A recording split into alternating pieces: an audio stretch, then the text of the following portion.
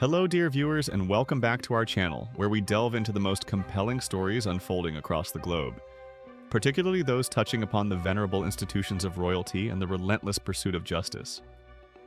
Today, we bring you an update that is sure to send ripples through the highest echelons of British society. An update that casts a long, ominous shadow over the embattled figure of Prince Andrew, the Duke of York. It appears that the fragile peace he may have briefly enjoyed is now shattered, as the intricate and deeply disturbing Jeffrey Epstein case in the United States takes yet another unexpected and profoundly dramatic turn.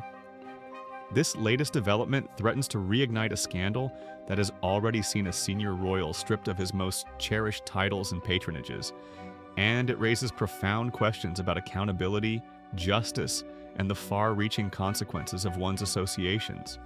Before we embark on this detailed exploration of the unfolding events, if you appreciate our commitment to bringing you comprehensive and insightful analyses, please do remember to give this video a like. Your support helps us immensely, and if you haven't already, consider subscribing to our channel and hitting that notification bell, so you never miss another crucial update from the world of royalty and beyond. For many years now, the Duke of York, Prince Andrew, has found himself inextricably entangled in a pervasive and deeply damaging controversy, stemming from his close friendship with the late convicted sex offender, Jeffrey Epstein. This association, which brought with it a torrent of accusations and public scrutiny, ultimately led to an unprecedented and deeply humiliating fall from grace for the king's brother. The scandal, which captured global headlines and sent shockwaves through the monarchy, resulted in the stripping of his esteemed royal titles and military patronages, effectively sidelining him from public life and plunging him into a shadow of profound disrepute. The very mention of his name has, for too long, evoked images of a narrative fraught with scandal, a story that the royal family, and indeed the British public, has yearned to see definitively concluded. It was against this backdrop of persistent controversy that a significant development occurred just a few months ago, in July of this year, offering Prince Andrew a fleeting moment of what might have been perceived as relief. At that time, an extensive investigation, spearheaded by the formidable Federal Bureau of Investigation, FBI in the United States, concluded its exhaustive inquiries. The primary objective of this particular phase of the investigation was to unearth any trace of the infamous Epstein files, a purported client list belonging to the convicted pedophile, which, according to various reports and widespread speculation, included a number of high-profile political figures, along with the name of Prince Andrew himself. The outcome, as reported in July, was that the FBI concluded its probe without finding any definitive trace of these specific Epstein files, at least concerning the Duke of York. This finding, while not a full exoneration from all allegations, was seen by many, and perhaps by Prince Andrew himself, as a significant reprieve, a moment to, perhaps, begin to breathe a little easier after years of relentless pressure and public opprobrium. Indeed, sources close to the Duke of York, speaking to publications like The Sun at the time, indicated that Andrew was reportedly relieved by the FBI's conclusion. This sense of relief was not merely emotional, it carried practical implications. For a considerable period, Prince Andrew had been living under a self-imposed travel ban to the United States. This was not a casual decision. It was born out of a profound and very real fear of potential arrest, or being compelled to testify in connection with the ongoing legal proceedings surrounding Epstein's vast and horrifying sex trafficking network. With the FBI's investigation seemingly reaching a dead end regarding his alleged direct involvement in the client list, the Duke was reportedly contemplating the possibility of finally lifting this travel restriction. He was, we are told, even making plans to rekindle his connections across the Atlantic, ostensibly to forge new business relationships and, perhaps, to rebuild his financial standing, which had undoubtedly suffered amidst the maelstrom of scandal. The prospect of earning significant sums of money through these new ventures seemed, for a brief moment, within his grasp. However, as fate, or perhaps the relentless march of justice, would have it, this fleeting period of respite for King Charles's brother proved to be extraordinarily short-lived. Just as Prince Andrew was perhaps beginning to entertain thoughts of a future less burdened by legal anxieties, a seismic shift occurred. On a recent Tuesday, the very ground beneath his feet seemed to give way as a staggering trove of documents pertaining to the Epstein case was officially released and made public. This was not a minor disclosure, it was a monumental event, meticulously orchestrated by the Justice Department following a rigorous subpoena issued by Chairman James Comer, a Republican congressman from Kentucky. The sheer volume of this release is almost unfathomable. A colossal 33,295 pages of documents were meticulously unveiled by the committee. These files, far from being a mere administrative formality, delve deep into the dark and disturbing intricacies of Epstein's extensive sex trafficking network, shedding light on his heinous activities and the complicity of his infamous partner in crime, Ghislaine Maxwell. The immediate aftermath of this colossal document dump was nothing short of dramatic, underscoring the profound human cost and emotional toll of Epstein's depravity. The very next day following the release of these documents, a powerful and deeply moving scene unfolded outside the courthouse.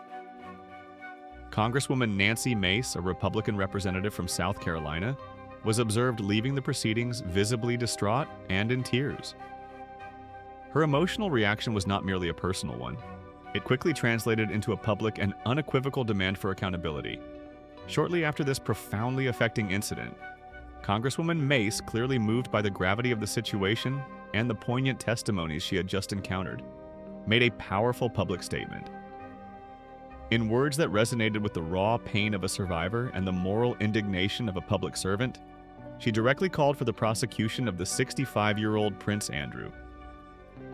Her rationale was clear and unambiguous. She firmly believed that there was now more than sufficient evidence to warrant such a legal action. With an impassioned and resolute tone, Congresswoman Mace penned a message that quickly circulated and amplified the growing public demand for justice. She wrote, and I quote directly from her powerful statement, "So when do we prosecute Prince Andrew for potential crimes on U.S. soil? Seems like the right next step after we release the files." Her words were not just a question, they were a challenge, a direct call to action for the legal system. She continued, articulating a broader vision for justice and healing. Perhaps we can focus on prosecuting predators next. Let victims, survivors, and the country heal. This was a clear indication that for Mace and for many others, the release of these documents was not an end in itself, but a vital step towards achieving tangible justice for the countless victims of Epstein's horrific crimes. Congresswoman Mace, who is currently engaged in a spirited campaign for the governorship of South Carolina, subsequently reiterated her deeply held conviction in another scathing message, further underscoring the profound personal impact these events had on her. Her words provided a rare and incredibly candid glimpse into the personal anguish experienced by those who have endured similar traumas. She bravely shared her own experience, writing, "Since it's already being reported, yes, I left the oversight briefing with Epstein victims early." This admission alone spoke volumes about the intensity of the briefing, but she went further, courageously revealing the depth of her own personal pain and the triggering nature of the victims' testimonies. As a recent survivor, not 2 years in, I had a very difficult time listening to their stories, she bravely confessed. Her words painted a vivid and harrowing picture of her immediate physical and emotional reaction. Full-blown panic attack, sweating, hyperventilating, shaking. I can't breathe. This raw, unfiltered account brought into stark relief the immense and enduring suffering that survivors carry with them, and the incredible courage it takes to confront such trauma, even in a professional capacity. Her message culminated in a poignant and deeply empathetic reflection on the broader struggle for justice. I feel the immense pain of how hard all victims are fighting for themselves because we know absolutely no one will fight for us. This powerful statement serves as a stark reminder of the isolation and immense burden often borne by victims in their pursuit of accountability. And it amplifies the urgency of Congresswoman Mace's call for action against those implicated in these vile crimes. This latest, deeply unsettling update regarding the Epstein files arrives barely 2 months after Prince Andrew had reportedly experienced that fleeting sense of relief at the conclusion of the FBI investigation in July. The irony is palpable and the contrast stark. At that time, as we discussed, sources close to the Duke had indicated that he was finally considering an end to his self-imposed travel ban to the United States, a restriction he had adhered to meticulously due to legitimate fears of being arrested or subpoenaed in connection with the Epstein saga. His travel plans, which reportedly included ambitious designs to forge lucrative business connections in the US, perhaps in an attempt to rebuild his shattered financial standing and public image, now seemed destined for a grinding halt. The vision of a future unburdened by legal threats and ripe with new opportunities has, for the shamed royal, likely evaporated into thin air, replaced once again by the looming specter of legal jeopardy and renewed public scrutiny. The release of these 33,295 pages of documents, meticulously compiled and presented by the Justice Department in response to Chairman James Comer's subpoena, represents a pivotal moment in this ongoing, deeply disturbing narrative. These files, which meticulously detail the mechanics of Epstein's vast sex trafficking network and the chilling complicity of Ghislaine Maxwell, are not merely historical records. They are living documents, imbued with the potential to unlock new avenues for justice, to identify further perpetrators and to bring a measure of accountability to those who enabled or participated in such unspeakable horrors. For Prince Andrew, this means that the brief window of perceived safety has slammed shut.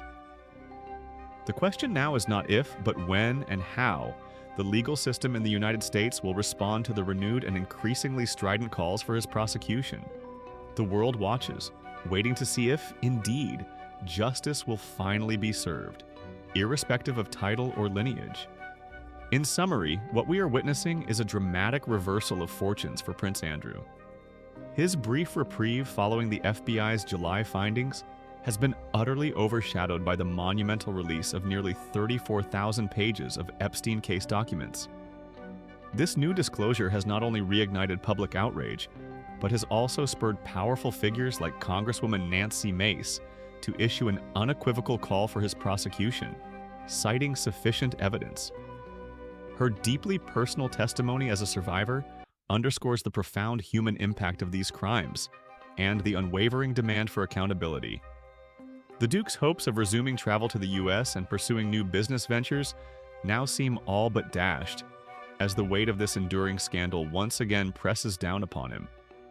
This event certainly gives us much to reflect upon regarding the relentless pursuit of justice, the enduring power of survivors' voices, and the profound implications for even the most privileged members of society when confronted with allegations of such gravity. The saga of Jeffrey Epstein and his associates continues to unfold, revealing layers of darkness that demand illumination and accountability. What are your thoughts on this latest development? Do you believe these new documents will finally lead to concrete legal action against Prince Andrew in the United States? Share your opinions and insights in the comments section below. We always value your perspective. Don't forget to like this video, subscribe to our channel for more in-depth analyses, and join us for our next royal update as we continue to track these crucial stories. Thank you for watching, and we'll see you next time.